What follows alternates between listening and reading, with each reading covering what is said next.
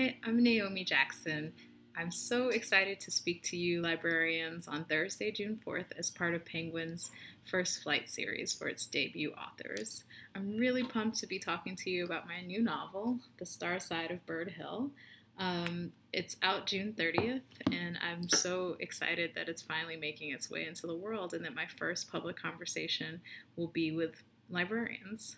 Librarians are some of my favorite people. I got my first library card at the Brooklyn Public Library and spent a lot of time at the Grand Army Plaza branch of that library system, and also love the Schomburg Center in Harlem. So I wrote my first novel, The Star Side of Bird Hill, over the course of many years in quite a few places. Right now, I'm talking to you from Brooklyn at the writer space where I work called Powder Keg. So it's a space for about 20 women writers who each rent a desk every day, and I'm loving working here. I actually started Star Side as part of a writing group that met here back in 2009. So it's been a long road to seeing Starside into the world. So after I started Starside, I quit my job and moved to Iowa City to work at the Ira Writers Workshop. I was there for 2 years studying fiction with some of the greatest writers of our time: Ayanna Mathis, Sam Chang, Marilyn Robinson.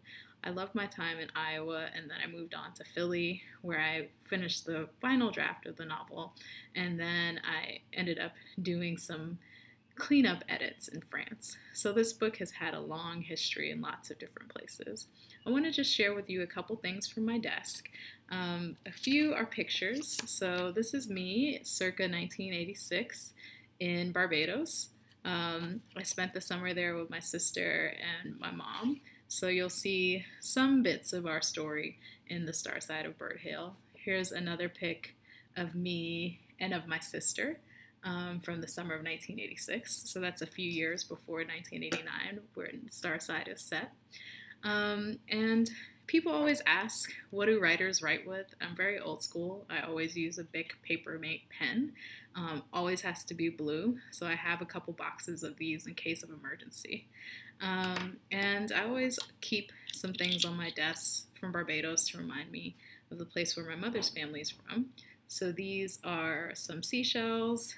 I also keep a couple dollar coins from Barbados. And yeah, I hope that you're enjoying spending time with Phaedra and Dion and their grandmother, Hyacinth. I certainly enjoyed writing the book, and I can't wait to talk to you about it. I'm really curious to see what kind of questions you have. I'm sure they'll be smart and engaging. All right, see you in a couple weeks.